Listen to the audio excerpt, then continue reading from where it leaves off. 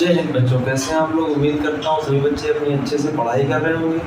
आज हम बात करेंगे, देखिए हमारा जो है पिछला चैप्टर जो था द्विघात बहुपद वो खत्म हो चुका है। आज हम बात करेंगे दो चर वाले रैखिक समीकरण। अब देखिए दो चर वाले रैखिक समीकरण क्या होते हैं। सबसे पहले समझिए दो चर ऐसा समीकरण, देखो बहुपद जिसे हमारा लिखा है वही हमारा द्विघात बहुपद लिखा है, x square plus b x plus c. अगर इसमें बराबर जीरो कर दे तो ये हमारा क्या बन जाएगा, समीकरण बन जाएगा।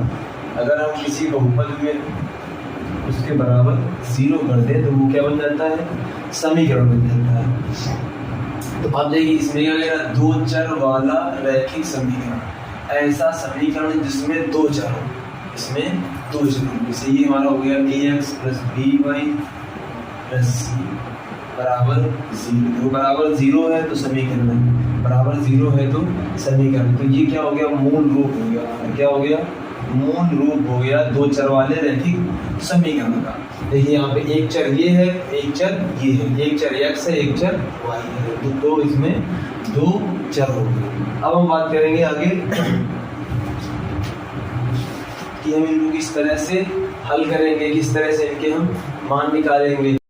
अब देखिए बात करेंगे, जैसे दो हमें रेखाएं दी गई, दो रेखाएं दी गई हैं। एक है हमारी a1x plus b1y plus c1 = c। दूसरी हमारी a2x plus b2y plus c2 = c। अब देखिए हमारी जैसे दो तो हमारी रेखाओं के समीकरण दिए हैं। एक रेखा हमारी a1x plus b1y plus c1 बराबर 0 और दूसरी हमारी a2x plus b2y plus c2 बराबर 0। अब देखो इनके लिए तीन कंडीशन दी गई है कि जब ये रेखाएं, जो ये रैखिक समीकरण है, जो दो चर वाला रैखिक समीकरण है, जब ये रेखाएं एक बिंदु पर प्रतिच्छेद कर रही हैं, जब ये दोनों रेखाएं किसी एक बिंदु पर प्रतिच्छेद कर रही हैं, तो इस युग्म का जो ये युग्म है, जो ये रेखाओं का युग्म है, इसका जो है अद्वितीय हल होता है। मतलब इसका एक अद्वितीय हल होता है। देखो एक जगह पे काटेंगी, एक जगह पे एक दूसरे को प्रतिच्छेदित करेंगी तो इनका एक जगह पे एक ही मान निकलेगा। अद्वितीय का मतलब होता है जिसके जैसा कोई ना हो, मतलब इकलौता। एक मान यहाँ पर निकलेगा, एक जगह पे काटेगी तो एक मान निकलेगा। अब देखिए दूसरे में क्या कह रहा है कि रेखाएं संपाती हों। संपाती का मतलब ये है कि एक के ऊपर एक ओवरलैप कर रही हों, एक के ऊपर एक दोनों रेखाएं, दोनों रैखिक समीकरण हमारे जा रहे हों। जब एक के ऊपर एक होंगी तो बहुत जगह पे काटेंगी, मतलब एक के ऊपर एक ही है तो इसके जो है इस पे बहुत सारे मान, प्रत्येक जगह पे हर एक बिंदु पे बहुत सारे मान होंगे। तो वही लिखा हमारा कि रेखाएं जब संपाती हों तो समीकरणों के अपरिमित रूप से, अपरिमित का, परिमित और अपरिमित का मतलब होता है जो निश्चित ना हो। अपरिमित का मतलब है जो निश्चित ना हो और परिमित का मतलब है जो हमारा निश्चित हो। तो अपरिमित रूप से अनेक हल होते हैं। तो यहाँ पर कितने भी हल हो सकते हो, इस बिंदु पे, इस बिंदु पे, इस बिंदु पे, इस बिंदु पे, चाहे आप जहाँ देखें तो अनेक हल होंगे। तो इसमें कंडीशन क्या है कि यहाँ से हम a1 b1 c1 के मान निकालेंगे, यहाँ से a2 b2 c2 के मान निकालेंगे। इसके बाद में देखो यहाँ पर क्या है कि a1 बटे a2 नॉट इक्वल टू, इस वाले बराबर वाले चिन्ह को अगर हम b से इसे कट कर दें तो इसको पढ़ते हैं नॉट इक्वल टू। तो a1 बटे a2 not equal to b1 बटे b2। अगर a1 बटे a2 का मान b1 बटे b2 के मान बराबर ना हो आपस में, तो हम बता सकते हैं कि ये रेखाएं आपस में प्रतिच्छेद कर रही हैं और इनका एक ही अद्वितीय मान निकलेगा। अब देखिए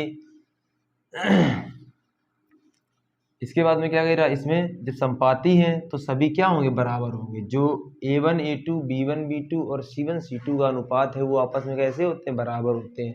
तो अगर देखो ये बराबर आ जाए तो हम कह सकते हैं कि रेखाएं संपाती हैं। लेकिन अगर हमसे पहले ही कह दे कि रेखाएं संपाती हैं तो हम इस तरह से a1 a2 के मान रख के देखेंगे, अगर सब बराबर हैं तो हम कह देंगे कि हाँ ये संपाती है और इनके मान निकालेंगे।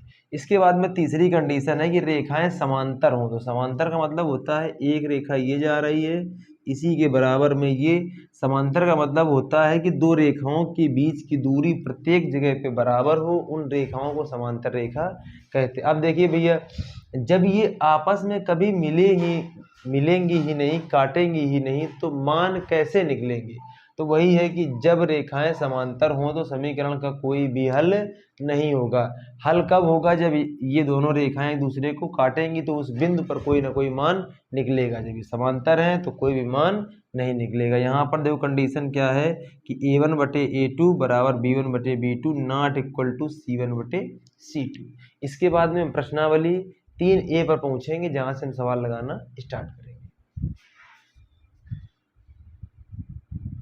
अब देखिए प्रश्न नंबर 1। प्रश्न नंबर 1 कह रहा है कि आफताब अपनी पुत्री से कहता है, आफताब अपनी पुत्री से कहता है कि 7 वर्ष पूर्व मैं तुमसे 7 गुनी आयु का था, 3 वर्ष बाद मैं तुमसे केवल 3 गुनी आयु का रह जाऊंगा। इस स्थिति को बीजगणितीय एवं ग्राफी रूपों में व्यक्त कीजिए। जब भी इस तरह का सवाल आए तो हमेशा आप क्या कीजिए कि वर्तमान आयु मानिए। वर्तमान आयु से हम आगे भी जा सकते हैं, वर्तमान आयु से हम पीछे भी जा सकते हैं। तो हम करेंगे कि माना आफताब की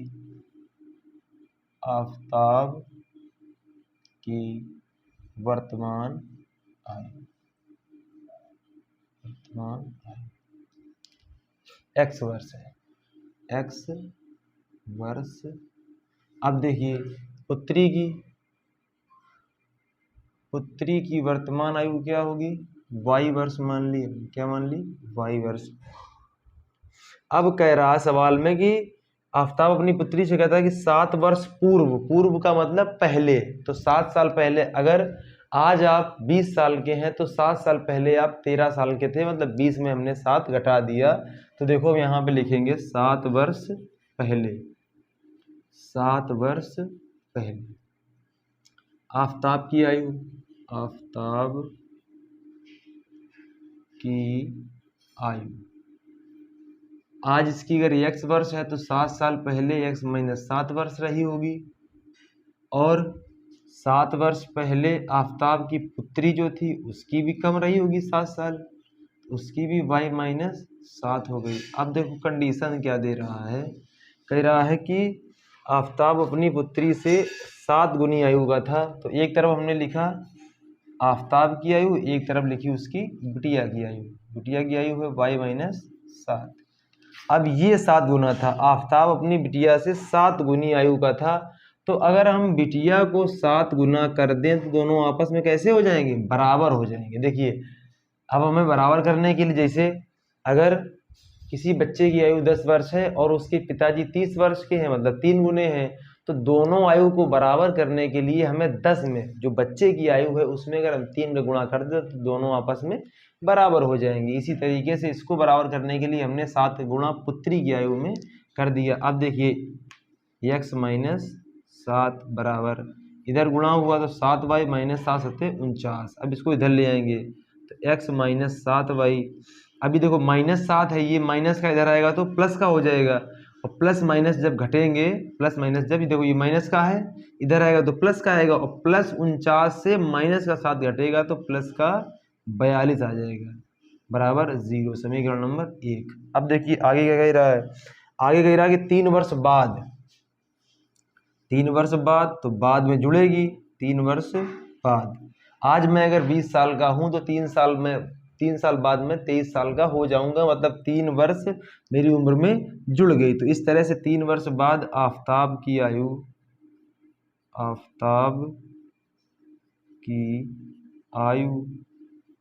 देखिए आज वर्तमान में इसकी x वर्ष है, 3 वर्ष बाद x + 3 वर्ष हो जाएगी, तथा 3 वर्ष बाद पुत्री की आयु बराबर y + 3।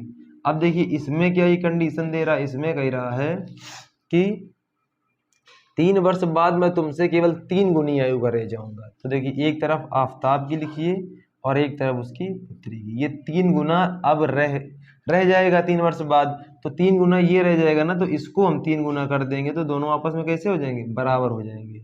अब इसको हम हल करेंगे तो x + 3 बराबर 3y और +9।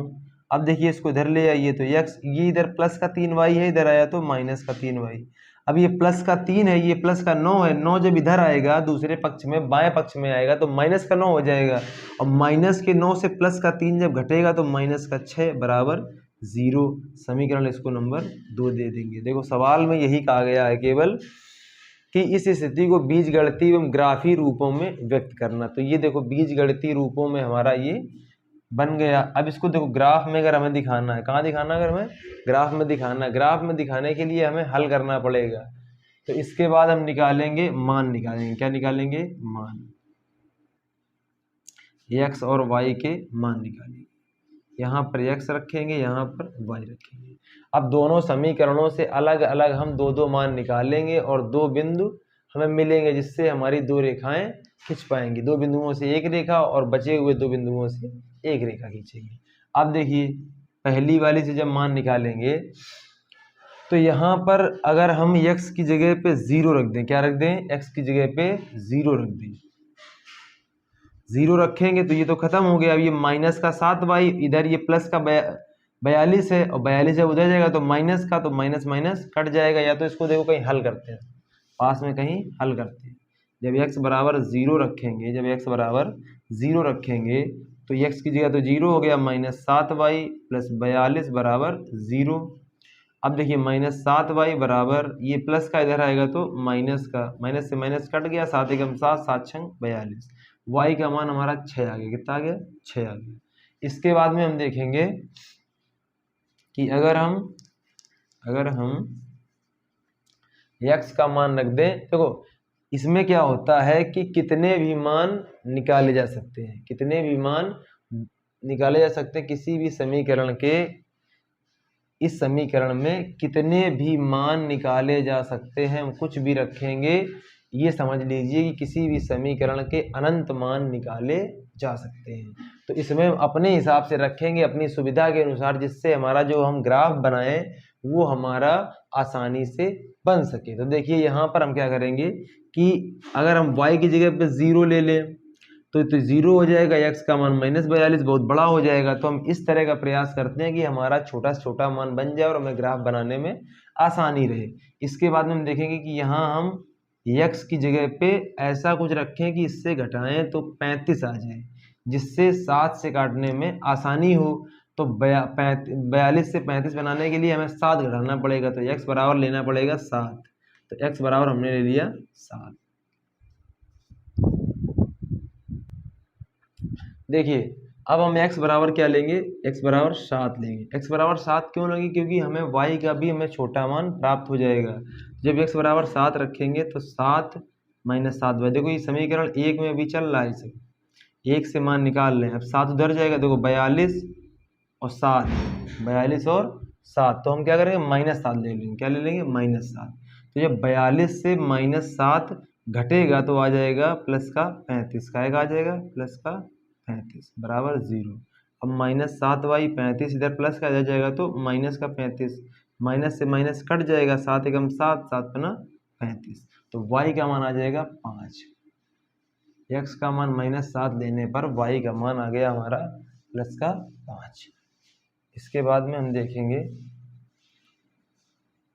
देखो आंसर आपका इतना ही दे रहा है, लेकिन आपको मैं चित्र बनाना मतलब ग्राफ बनाना सिखा रहा हूँ कि आसानी से आप ग्राफ किस तरह से बना सकते हैं। यहाँ पे देखिए, यहाँ पे x y के दो मान निकालेंगे, यहाँ x ऐसे इस बॉक्स में बना लेंगे, इधर y बना लेंगे। फिर इसके बाद में यहाँ देखिए, अब अगर हम x की जगह पे 0 रख दें, क्या रख दें, x की जगह पे 0 रख दें। अब 0 ही क्यों रखते हैं, क्योंकि 0 रखने से हमारा छोटा मान बन जाता है। तो जब हम x की जगह पे 0 रखेंगे तो 0 माइनस 3y माइनस 6 बराबर 0।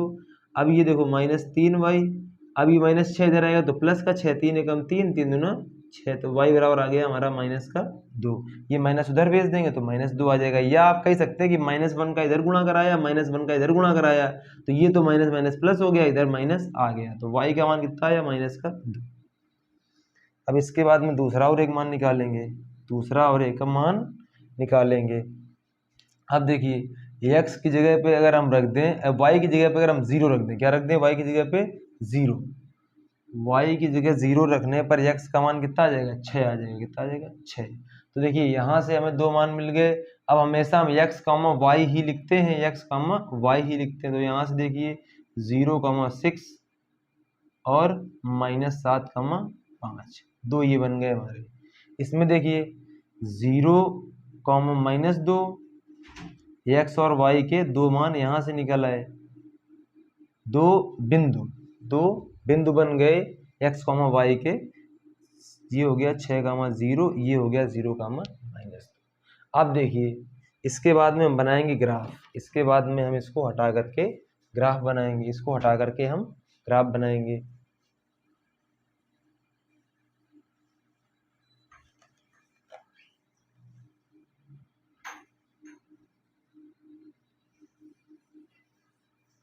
इन्हीं मानों को हम ग्राफ पर प्रदर्शित कर देंगे। ये देखिए, ये होता हमारा y अक्ष, ये होता हमारा x अक्ष।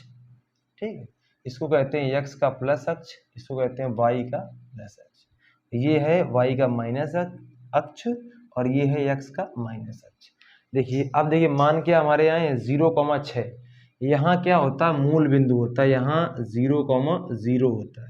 0, 0 ना अभी हम x पे चले हैं, ना ही अभी हम y पे चले। और x, 0, x, y के रूप में ही हम लिखते हैं। अब देखिए 0, 6 मतलब हमें x पे बिल्कुल भी नहीं चलना है। कहाँ चलना है, 6 ऊपर चलना, y की तरफ। कहाँ चलना है, y की तरफ, प्लस में 6 चलना। देखिए 1, 2, 3, 4, 5, 6।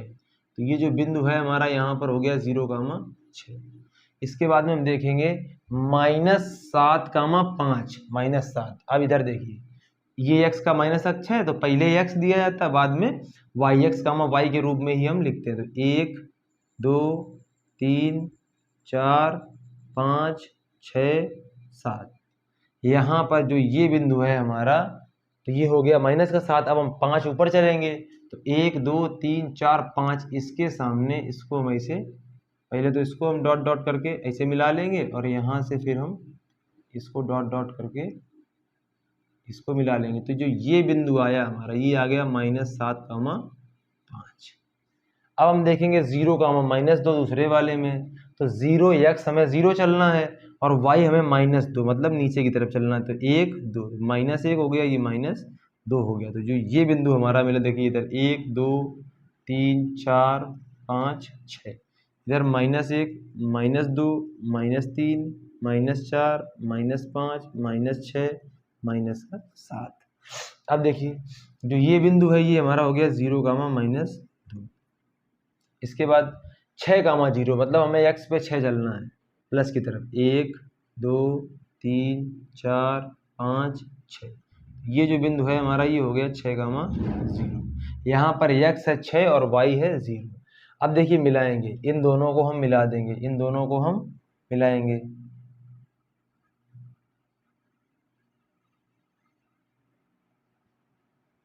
इन दोनों को मिलाने के बाद देखिए ये दो बिंदु हमारे हैं, ये दो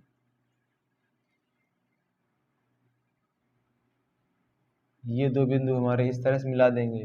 देखिए ये कहीं ना कहीं आगे जा करके इसको काटेंगे, जा करके ये कहीं आगे जा करके मिलेंगे। तो इस तरह का हमारा कुछ ग्राफ बन जाएगा। उम्मीद करता हूँ सब बच्चों को ये समझ में आया होगा। कहीं भी डाउट हो तो कमेंट में बता सकते हैं।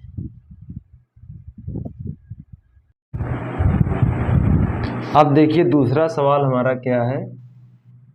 दूसरा सवाल कह रहा है कि 2 किलोग्राम सेब और 1 किलोग्राम अंगूर का मूल किसी दिन 160 रुपये था। अब हम क्या करेंगे कि जिसे कह रहा है 2 किलोग्राम, तो इसको हम 2x मान लेंगे, ठीक है, और प्लस 1y। ये कितना मूल्य था इन दोनों का, 160 रुपये। इसके बाद में कह रहा है कि 1 महीने बाद 4 किलोग्राम सेब और 2 किलोग्राम अंगूर का, तो 4x और प्लस 2y। 2 किलोग्राम का मूल्य कितना हो गया, 300 रुपये। 300 रुपये इसका मूल्य हो गया। तो कह रहा है कि इस स्थिति को बीजगणितीय तथा ज्यामितीय रूपों में व्यक्त कीजिए। तो 2 किलोग्राम था, तो हमने क्या किया, कि इसके साथ 2 kg था तो हमने x मान लिया और y मान लिया, सेब को मान लिया x और y को मान लिया अंगूर, ठीक है, अंगूर को y मान लिया। तो दोनों को ऐड करने पर हमने कह दिया कि माना x रुपए किलो था सेब और y रुपए किलो था अंगूर। तो जब 2 किलो ले रहे हैं तो 2x हो जाएगा और प्लस 1 y हो जाएगा। या आप यहाँ पे लिखना चाहें तो लिख लें कि माना 1 kg सेब बराबर x रुपए और 1 kg अंगूर बराबर y रुपए। तो जब 2 kg है तो गुणा करेंगे x में तो रुपए निकल आएंगे, 2x हो गया और प्लस 1 किलो अंगूर था तो 1 y, तो ये रुपए आ गए। तो दोनों रुपयों को जोड़ करके टोटल 160 रुपए उसने खर्च किए। फिर इसके बाद में 4x मतलब 4 किलो सेब x रुपए में तो 4x हो गया प्लस 2 किलो अंगूर और y रुपए में तो 2y हो गया। इसका मूल्य है 300 रुपये, ठीक है। इसको आप इसी वाले स्टेप को आप पहले भी लिख लें, आप समझ लें कि इस तरह से ही हमें करना है। तो ये हमारे क्या बन गया, समीकरण नंबर 1 बन गया, ये समीकरण नंबर 2 बन गया। यही हमारा बीजगणितीय रूप बन गया। अब हम इसको क्या करेंगे, अब इसको हम अगर हल करना चाहें तो उसी तरह से x और y के समीकरण 1 से एक बार मान निकालेंगे, इस तरह से x और y के मान निकालेंगे। अब देखिए x और y के मान हम इस तरह से निकालते हैं कि हमारा छोटा से छोटा मान आ जाए। अब ये देखिए यहाँ पे 2x प्लस वाई बराबर 160 है। तो अगर हम x की जगह पे 40 मान लें, x बराबर 40। अब ये आप लोगों को जब सवाल लगाते लगाते धीरे धीरे चीज़ें समझ में आएंगी कि इस तरह का मान हम माने। अब मान लो 10, 20, 30, 40 में आएगा तो हमें लाइंस बनाने में आसानी रहेगी। अब कोई मान आ गया 10 और कोई आ गया 11, कोई 12 या कोई 32 या 33, इस तरह का अगर मान आया तो फिर उसको हमें लिखने में, ग्राफ में प्रदर्शित करने में दिक्कत होगी। x बराबर हमने 40 माना तो 2 गुणा 40 80 हो गया प्लस y बराबर 160। अब 80 उधर जाएगा तो y बराबर आ जाएगा 80। तो हमें एक मान मिल गया 40 और 80। जब हमने x का मान 40 रखा तो y का मान आया 80। इसके बाद में इसको हटाएंगे हम और देखेंगे कि अब x का मान कितना रखें। अब अगर हम x का मान रख दें 70 रख दें, कितना रख दें 70 रख दें, तो 7 दूना 14 140 हो गया प्लस y बराबर 160। अब देखिए उधर जाएगा तो 20 बचेगा, 140 उधर माइनस में जाएगा तो 20 बचेगा, तो ये कितना आ गया 20 आ गया। तो हमें 2 मान यहाँ से मिल गए। अब देखिए समीकरण 2 से हम 2 मान निकालेंगे। समीकरण 2 से हम 2 मान निकालेंगे x और y का। अब इसमें देखिए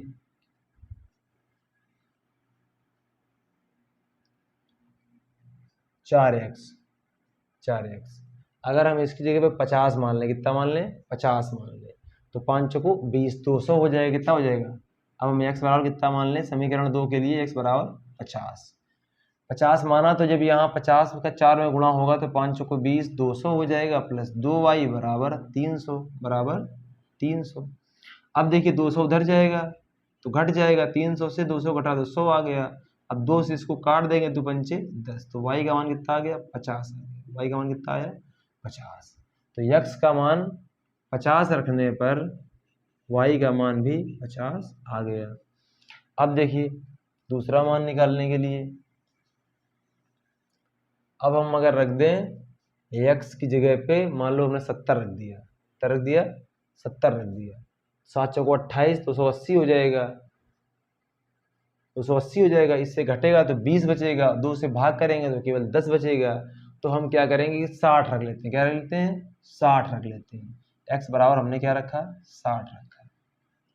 x बराबर 60 रखेंगे तो 4 में गुणा कराने पर 4 छंग 24, 240 और प्लस 2y बराबर 300। अब देखिए 2y बराबर 300 माइनस 240, 40, 300 माइनस 240 तो आ जाएगा हमारा 60, कितना आ जाएगा 60, इसको काटने पर आ जाएगा 30। तो यानी कि x का मान 60 रखने पर y का मान 30 आ जाएगा।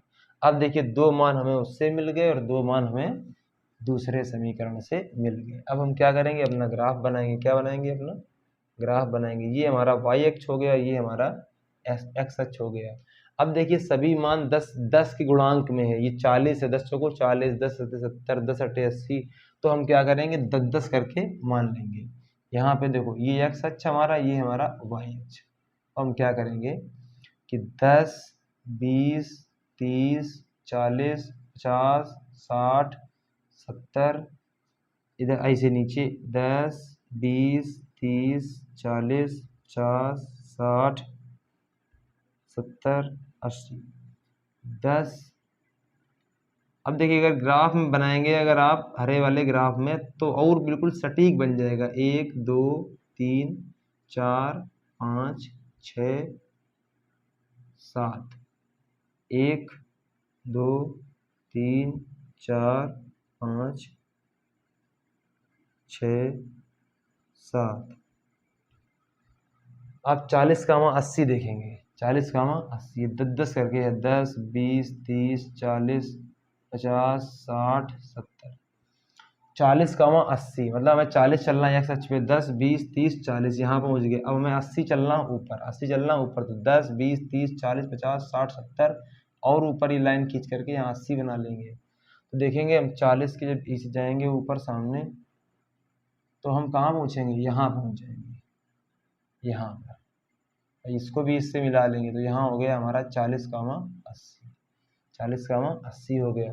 दूसरा हमारा 70, 20, 70 हम यहाँ पहुँचेंगे और 20 हम ऊपर पहुँचेंगे। यहाँ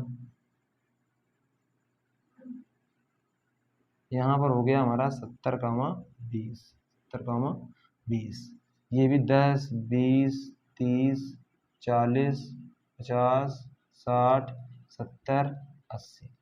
अब देखिए दो बिंदु मिल गए हमें। ये इन दो बिंदुओं को हम क्या करेंगे, आपस में मिला देंगे। इन दो बिंदुओं को आपस में हम मिला देंगे और ये आगे जा कर के x अक्ष को कहीं ना कहीं काटेगा। ठीक है, इसके बाद में दो बिंदु हमारे 50, 50, यानी कि 50 हमें चलना है प्लस पे, 50 ही चलना है इधर प्लस पे। तो कुछ इसके सामने यहाँ पर जा कर के बनेगा। यहाँ क्या होगा, 50, 50। फिर है 60, 30, मतलब 60 ये पहुँचे और 30 हमें इसके सामने पहुँचना है। तो यहाँ पर आ गए। अब इन दोनों को मिला दीजिए, इन दोनों को मिला दीजिए।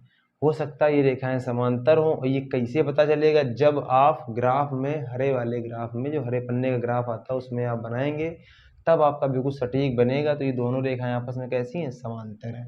आपस में कैसी हैं, समांतर हैं। या हो सकता आगे काटें। अब देखो ऐसे ग्राफ में तो देखने में लग रहा है, लेकिन क्या ये बिल्कुल ही सटीक ग्राफ बना, ऐसा नहीं है। तो ये आगे पीछे होकर के कहीं काट भी सकती है।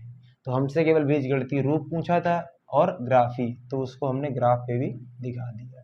इसको आप अच्छे से पटरी पेंसिल से ग्राफ पर बनाएं तो बिल्कुल सटीक ग्राफ बन जाएगा।